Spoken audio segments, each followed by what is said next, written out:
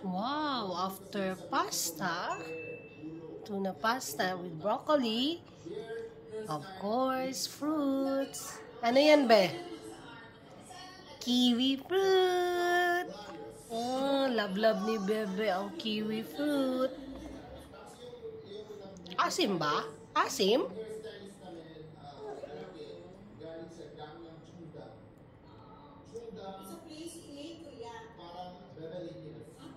Wow, sarap-sarap naman yun. Oh, nilulun lahat?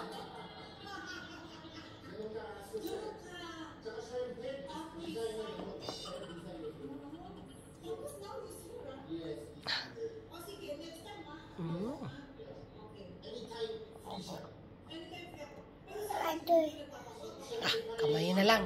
Madulas ang kiwi. Wow, sarap-sarap talaga yun. Uy, galing kumain.